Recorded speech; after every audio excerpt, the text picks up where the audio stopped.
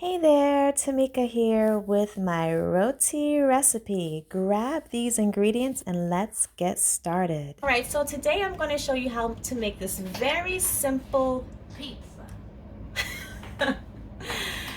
This very simple bread, basically. So it's very easy, super simple, and super healthy. Better than buying that bread in the supermarket with all that added stuff to keep it on the shelves for months at a time. So the flour I'm using today is sprouted spelt flour and regular spelt flour. You could do just sprouted spelt, or you could do just regular flour, regular spelt flour, or any other flour that can be made into a nice thick dough for your bread. But these are my flours of choice because they're Dr. Sebi approved, and I don't feel so bloated when I use these. So here we go. We just need flour, water, and salt. That's all you need. But I like to add a little flavor, so I'm going to be adding some other flavors, and we'll get to that when we get to that. All right, so first we start with a dry bowl. Make sure your bowl is nice and dry because you don't want any extra water messing up the measurements. And I'm going to grab 2 cups of flour. The ratio is always 2 cups of flour to 1 cup of water. This measures out a 1/2 cup, so I'm going to take another 1/2 cup of this sprouted spelt flour.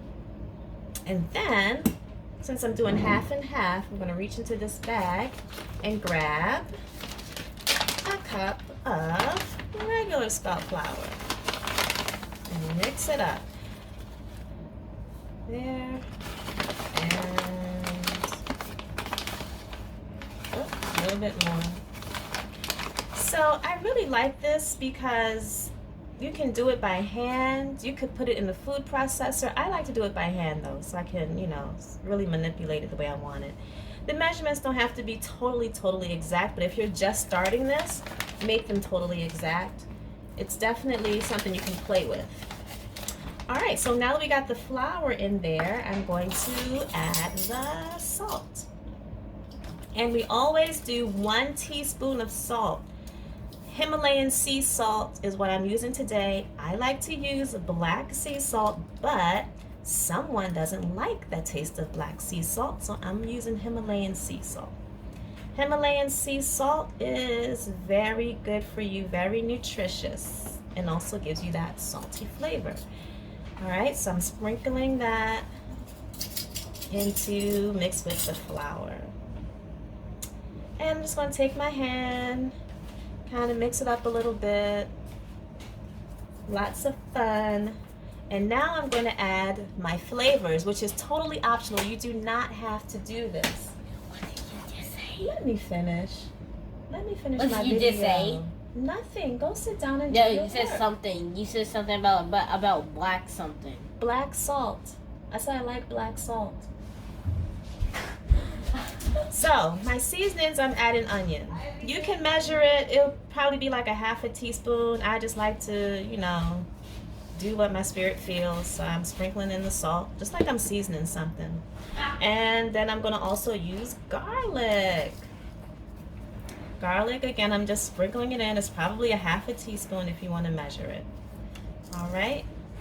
In my opinion, you can never have too much garlic. And then I'm also going to add some dried coriander leaves. And again, I'm just sprinkling. It may be a 1/2 teaspoon, who knows. All right, and then I mix that up. So you want to mix up your dry ingredients before you add the water. Make sure everything is nice and there and smooth.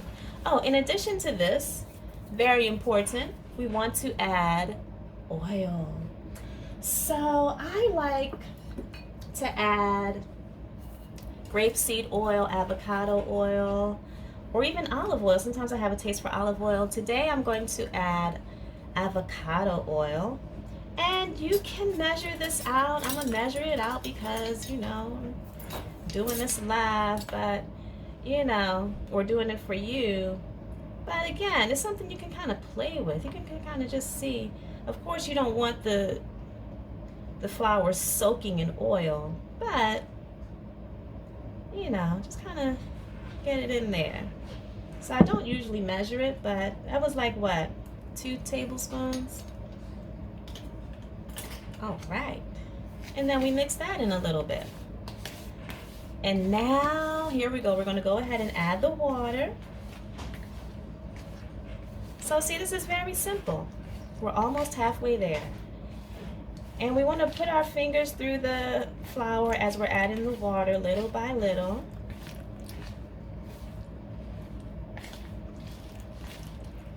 And now I'm going to keep adding the water.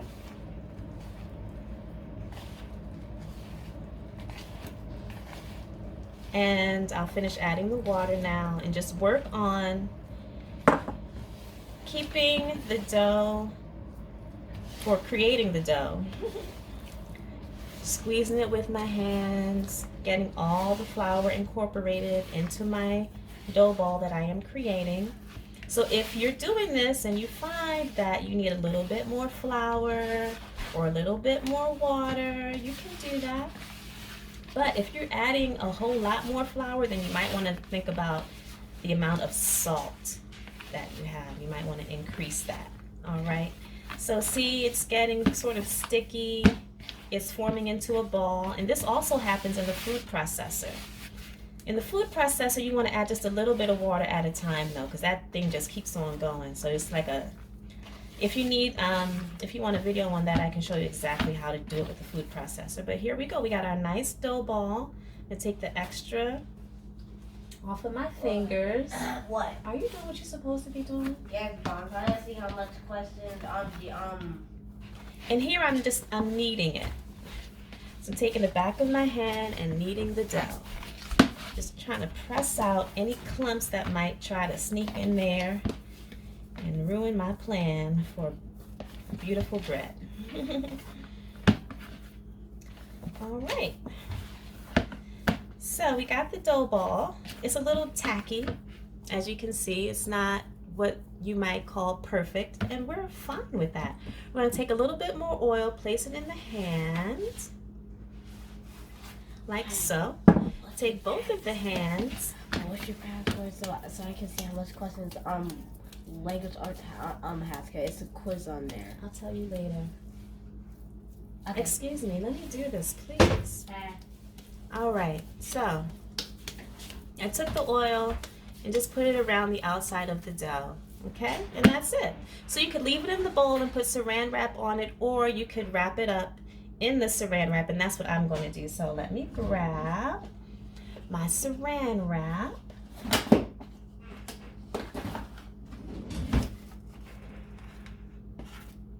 So this right here, this took what, 10 minutes? With interruptions. Grab my saran wrap. I said 10 minutes with interruptions. Grab my saran wrap and wrap up my dough ball. As you can see, it's already starting to kind of settle in. We're just going to give it some time to settle even more. And then we'll be back. I'm just going to place this on the counter. Bam. All right, we are back, and it is time to move on to phase 2 of our roti making, because I found out that this is a roti, even though it doesn't have the split peas in it. There's some other name I can't recall right now for the one with the split peas, but this is roti. We are making roti, so yay roti. So I just take it out of the plastic, as you can see, and I'm just going to sort of make it more so into like a log shape. And from this log shape, I'm going to just use my fingers and sort of press my fingers together and break apart my first ball, or what's going to be my first ball, to create my first roti. So actually I'm going to put this back in the plastic so that it can keep its moisture, and set that to the side. So they have all different, as you can see, I'm just rolling the dough in my hand. They have different sort of things that you can use to roll the dough on, I found that the counter is the best. It's very stable. It has less stickage. All right, so I rolled it into a ball and now I'm sort of pressing it out into a disc shape. This is going to help you a lot when it's time to roll it. If you want to get it into like a perfect, semi-perfect circle, sort of training it in that way before you get there is very helpful. So do like so. I'm going to place this here because what we need is either oil or flour on the surface to provide, stop it from sticking. You know what I'm trying to say. So I have my flour here.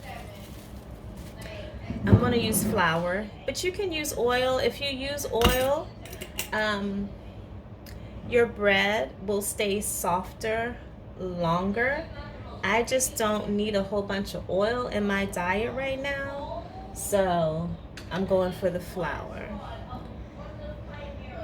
So we grab some flour, sort of dust to the surface, and then get flour onto your patty that you've made, and on the side, and some more there. All right, so like so. You don't need a whole lot, just want to make sure it's not going to stick. Then grab your roller pin and get to rolling. So you just want to press lightly on it, just light enough so that it knows what you need it to do. If it starts to stick, you'll feel it, so pay attention.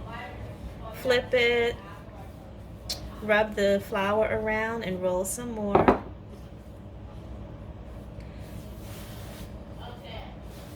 I don't like to add a lot of flour because I don't, with this type of flour, it can kind of create a rough finish. Because like I said, I'm not trying to do too much with the oil. So I guess I'm not trying to do too much with the flour either, but something is needed. If you hear my child in the background, he's on a virtual game, chatting with some friends online. That's what that's about. All right, so we're almost there. You can make this, you could actually take it now and put it in the pan. I'm just going to roll it out a little bit more. Definitely don't want it to be too thin. Let's see, can it be too thick? That would be hard to do if you follow the instructions. This log that I made should make about 4 to 5 rotis. So, just to give you an idea. So see, my circle it's not trying to really, be a circle, and that's okay. So wherever you roll the dough is where it's going to go. So if you need more over there, just roll it over there. If you need more over here, just roll it over here. Okay? So I wasn't going to make this until later, but someone said they're hungry now. So I'm kind of rushing a little bit. But as you can see, the more you take your time and kind of listen, watch, and just roll the dough to where it needs to be for that circular shape, you can achieve the circular shape. All right, so there we are. The thickness is about there. Okay, you can see through it a little bit. You can, I can see the light through it. So that's pretty good for me. Like I said, you can make it a little bit thicker if you like. Because if we had left it smaller, it would definitely be thicker. But right now I'm just trying to achieve more of a circular shape. It's not that the circular shape tastes better or anything like that, so please don't get stuck on that. So now I need to grab my brush and some oil. We're going to lightly brush this and put it on the pan. So at this time, I'm going to go ahead and turn on the fire. I'm going to put it just a little bit higher than medium, like that 1 dot higher than medium. I have a gas stove, so that's what it looks like for me. I'm going to grab a bowl, put some oil in it. Again, you can do avocado oil, grapeseed oil, olive oil, just whatever you like. Whatever natural oil. Dip my brush in there and just lightly brush my roti with, get some oil on there. And then once it's in the pan, I'll go ahead and lightly brush the other side. All right, so that's it. So over to the pan. Let's go.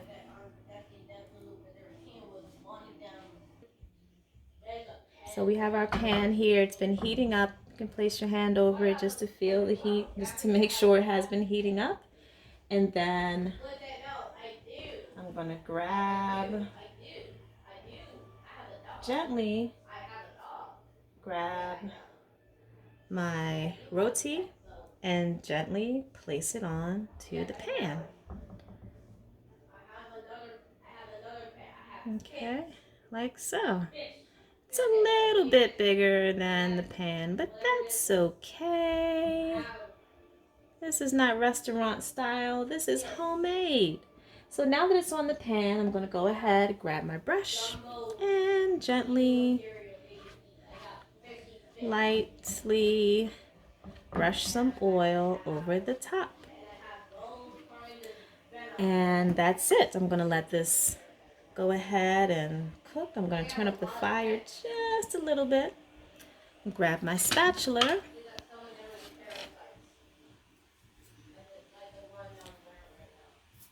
So that I can flip it. So like I was saying, this is really a very easy, healthy, simple choice for you and your family. Instead of eating the breads out there from the store and you don't know what's in them, you know exactly what is in this. You can also, after you roll out this dough like so, if you don't want to place it on what is called a stovetop baking pan, you can put it in the oven if you want to do it that way. If you leave this on here until it gets crispy, that makes a really good chip. So you can have homemade chips also. That's why I really like this recipe. It is versatile and delicious. So it's cooking up. We'll let it sit here for, I don't know, a few minutes, maybe about 5 minutes if you need to time it. Go ahead and set your timer. But what I'm really looking for is for like little bubbles to pop up. So you can see there are like some little bubbles here. Sometimes we'll get a really big bubble, and maybe the next one will do that so I can show you what that looks like, but it's really fun for me. That's if the roti isn't very thin. I'm watching my carb intake, although spelt is a healthy choice, so this one's kind of thin, but we do have some bubbles popping up here, signaling to me that I can go ahead and flip it. At least, you know, take a look and see what the other side is looking like. So I scoop it up, flip it over, and you see it's getting that nice brown color to it. There's no need to add any oil here if, you know, oil is not your thing. But I'm going to lightly brush the sides here because that's just how I'm feeling today. I see a little bit of flour on the edges, and I like the texture that the oil provides when there's flour on the edges. And then as you can see, the bubbles are forming, letting you know that it's almost ready. So again, you can leave this here for a long time and let the bubbles even turn into like dark spots. And at that time it'll be kind of crispy, so you can eat it as a chip. But if you're just going for like a roti, to go ahead and, you know, scoop up your chana or scoop up your greens or whatever it is that you're eating with the roti. Or even if you want to use the roti to make a wrap, like if you have a salad, you want to just wrap it inside the roti. You don't want it to be on here too long, like maybe 5 minutes each side. And you want it to, yeah, sort of have this kind of a color to it. So as you can see over here, the little bubbles have a little darker color.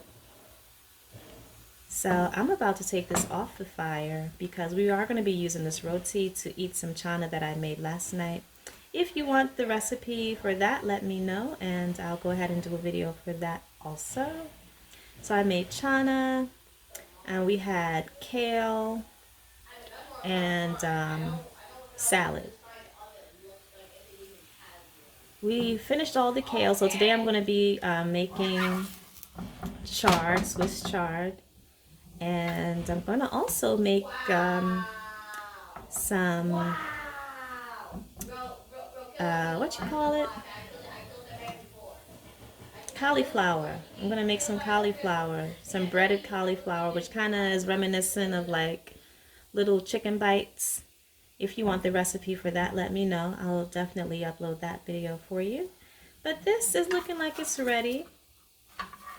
As you can see, we got the nice brown tint going. Got the little brown tint on the circles there. Flip it over, see the same thing. And you see it's maintained its flexibility. Okay, if we were doing a chip, we'd be waiting for it to get a little bit more crispy. But here, it's ready. And I'm going to turn off the fire. Put it on a plate.